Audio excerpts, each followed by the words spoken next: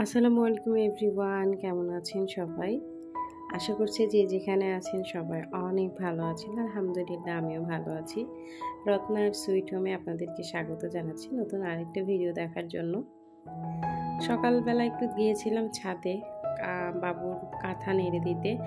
যাওয়ার পরে মনটা আসলে খুবই ভালো হয়ে গেল। কারণ হচ্ছে এই দেখেন আমার পেয়ারা গাছে নতুন একটা পেয়ারা পেকে আছে। আলহামদুলিল্লাহ, আলহামদুলিল্লাহ। আর মানে ওয়েদারটাও একটু বেশ ভালো ছিল, কারণ বেশ কয়েকটা দিন একভাবে বৃষ্টি হচ্ছিল।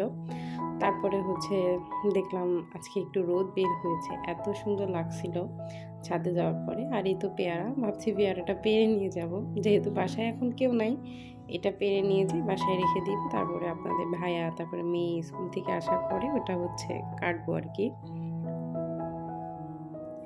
আর এদিকে আমি যে দুইটা ভেন্ডি গাছ লাগিয়েছি, মাশাল্লাহ এই গাছ দুইটার থেকে যে এত পরিমাণে ভেন্ডি হয়, প্রতিদিনই একটা দুইটা করে ভেন্ডি তুলতে থাকি।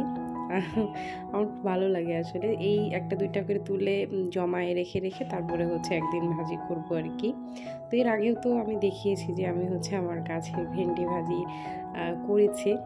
তো ভেন্ডি গাছ আসলে কি সব সময় মানে প্রতিদিনই হচ্ছে ভেন্ডি ধরে, ওটা বেশ ভালো লাগে আর কি। আর এইদিকে দেখেন, এটা হচ্ছে আমার ড্রাগন গাছের বেশ কয়েকটা ফুল ফুটেছিল দেখলাম, কিন্তু বৃষ্টির কারণে ফুলগুলো সব মরে গিয়েছে।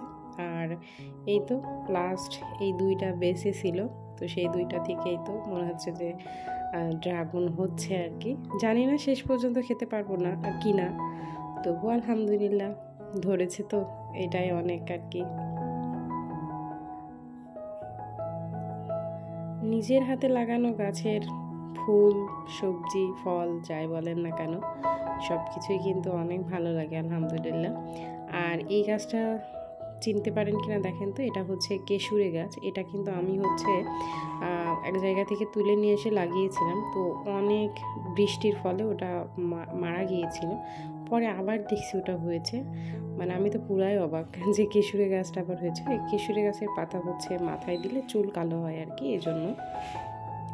তো এই তো পেয়ারাটা পেরে নিলাম, তারপরে নিচে যাওয়ার পরে দেখেন কত ময়লা হয়েছে। তো ময়লাগুলো হচ্ছে ফেলতে যাচ্ছিলাম, ফেলে আসার পথে হচ্ছে পাশে একটা আপার বাসা আছে, তো সেখানে গিয়েছিলাম। ওখানে যাওয়ার পরে হচ্ছে দেখলাম কলমি শাক। আমার আবার কলমি শাক ভাজি খেতে খুবই ভালো লাগে। কলমি শাক না, মানে যে কোনো শাকই আমি খুবই পছন্দ করি। তো আপাকে বললাম যে আমি কি তোমার বাসা থেকে কলমি শাক নিতে পারি? আপা বললো হ্যাঁ নাও, কোনো সমস্যা নেই। তো এই তো আমি হচ্ছে কলমি শাক তুলে নিচ্ছিলাম। আর বাজারের থেকে যে কলমি শাকগুলো তোলা হয় ওইগুলো হচ্ছে আপনার সরি, তোলা হয় না, কেনা হয়। ওইগুলো হচ্ছে 10 টাকা করে নেয়। ভালোই লাগে খেতে, আমি তো কলমি শাক খুবই পছন্দ করি।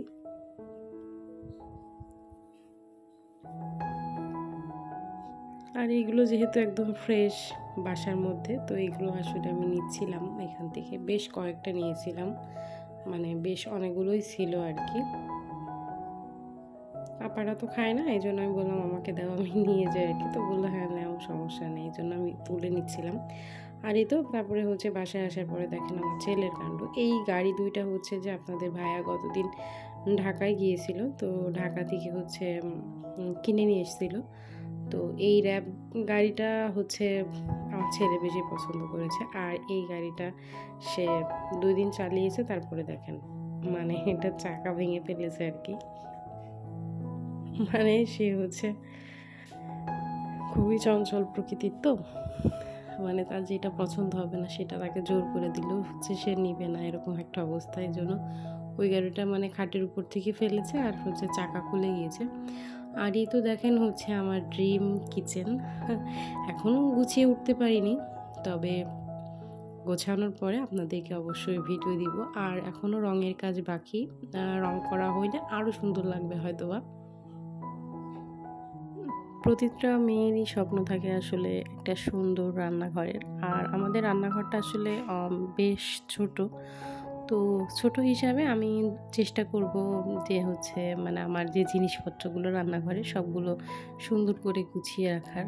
তো এই যে হচ্ছে আমি টুকটাক করে গুছিয়েছি, এখনও রং করা বাকি। রং করা হইলে আবার মনের মতো করে সাজিয়ে নিব রান্নাঘরটা। এই যে নতুন ফ্যানও লাগিয়েছে। আগে কিন্তু এই রান্নাঘরে যে অ্যাটাচড ফ্যান থাকে এটা কিন্তু লাগানো ছিল না, ওটা লাগিয়েছি আর কি। তো তারপরে হচ্ছে তো বিকালের দিকে হচ্ছে আমরা একটু শহরে গিয়েছিলাম। আর এই তো বিকালের দিকে হচ্ছে আমরা একটু গিয়েছিলাম শহরে, কিছু কেনাকাটা করার ছিল রান্নাঘরের জন্য। রান্নাঘরের সিঙ্কের উপরে যে ঝুড়িটা দেখলেন ওই রকমই আরেকটা ঝুড়ি আমি কিনে নিয়ে এসেছি আরএফএল থেকে। আর এই যে র্যাকটা দেখছেন মেয়ের ঘরের জন্য কিনেছি। এই র্যাকটা হচ্ছে নিয়েছে আপনার 1000 টাকা, 1100 টাকা তার ছিল, নিয়েছে 1000।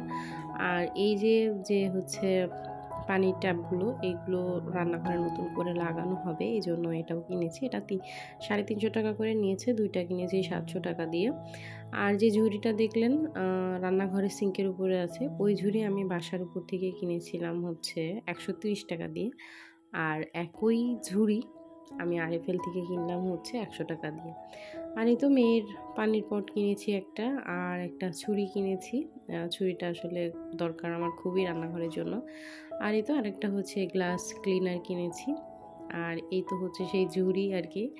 আর তারপরে কিনেছিলাম হচ্ছে একটা সবজি কাটার জন্য, মানে সবজি ছোলার জন্য যে পিলার বলে ওটাকে, ওটা কিনেছি। আর হচ্ছে এই তো টুকটাক কেনাকাটা, মানে রান্নাঘরে যে কত রকম কত কিছু যে লাগে একটা সংসারে, মানে বলে বোঝাতে পারবো না। গিয়েছিলাম শুধু র্যাক কেনার উদ্দেশ্যে, কিন্তু কিনে নিয়ে এসেছি এত কিছু। টাকা থাকলে আসলে হাতের মধ্যে আমার কামড়াই যে কখন টাকাগুলো শেষ হবে, কখন টাকাগুলো শেষ হবে। প্রতিটা মেয়েরই মনে হয় এরকম, সংসারের জিনিসপত্র কিনতে খুবই ভালো লাগে, আমারও ওরকম। আমার মনে হয় যে আমার রান্নাঘরটা খুব সুন্দর হবে। তো আলহামদুলিল্লাহ যতটুকু হয়েছে আলহামদুলিল্লাহ, আল্লাহ পাকের অশেষ রহমতে এতটুকু করতে পেরেছি আমরা। আর এই যে এই র্যাকটা কিনেছি হচ্ছে মেয়ের জন্য, এটা কাঠালি কালারের, এত মজবুত র্যাকটা, খুবই পছন্দ হয়েছে আমার, মেয়ের পছন্দের আসলে কেনা এই র্যাকটা আমার। তো চারিপাশে আটকানো, সামনের দিকটা খোলা, তো ওটা হচ্ছে সেট করে নিচ্ছে। একটা সেট করা ছিল দোকানে, কিন্তু ওটা আমি নিইনি। আমি বলেছিলাম আমাকে হচ্ছে প্যাক, মানে আমি একদম নতুনটা নিব আর কি, এই জন্য হচ্ছে ওরা এরকম খোলাটা দিয়েছিল। আমি বাসায় এসে তো খুবই কষ্ট হয়েছে এটা লাগাইতে, কিন্তু তারপরেও মানে মনের একটা শান্তি আর কি, যে না নতুন জিনিস এনেছি, যেহেতু টাকা দিয়ে কিনছি তাহলে নতুন জিনিস কেন নিব না, এরকম একটা ব্যাপার। তো চলেন, এটা হচ্ছে তো আমার লাগানো শেষ। মেয়ের রুমে এটা সেট করি। আর মেয়ের রুমে যে র্যাকটা আছে ওটা হচ্ছে রান্নাঘরে দিয়ে দিব, যেহেতু হচ্ছে রান্নাঘরেও এটা ভেঙে গিয়েছে, এজন্য ভাবছি এটা রান্নাঘরে দিয়ে দিব, আর আমি এর জন্য এটা রুমে রেখে দেবো। আর এই দেখেন, এটা হচ্ছে সেই আগের র্যাক, এটার মধ্যে বই খাতা রাখলে চারপাশ থেকে বের হয়ে যায়, কেমন একটা লাগে। তো এটা হচ্ছে আমার র্যাক ছিল আমি যখন পড়াশোনা করতাম তখনকার, তো এখনও এটা আছে আর কি। তো আর এই তো হচ্ছে মেশের একটা। তো এখন ঘড়িতে বাজে হচ্ছে আপনার 7টা। তো আপনাদের ভাইয়া, ইরা, বড়ি সবাই বাসায় আছে, ভাবলাম পেয়ারাটা কাটি, কিন্তু পেয়ারা কেটে আমি তো পুরাই অবাক, পেয়ারার মধ্যে দেখেন পোকা হয়েছে। তো আমাদের আসলে ভাগ্যটাই খারাপ, এরকম পোকা হলো কেন জানি না। তো যাই হোক, চলুন ভিডিওটাও তাহলে আজকে শেষ করছি। দেখা হবে খুব শীঘ্রই পরের আরেকটা ব্লগে। ততক্ষণ পর্যন্ত সবাই সাথে থাকবেন, পাশে থাকবেন। এখনও পর্যন্ত যদি আমার ভিডিওটা আপনারা দেখে থাকেন, ভিডিওটি যদি আপনাদের কাছে ভালো লেগে থাকে, অবশ্যই আমার ভিডিওটিতে একটি লাইক দিতে ভুলবেন না, আর আমার চ্যানেলটি সাবস্ক্রাইব করবেন। তো আজকের মতো আসি, আসসালামু আলাইকুম।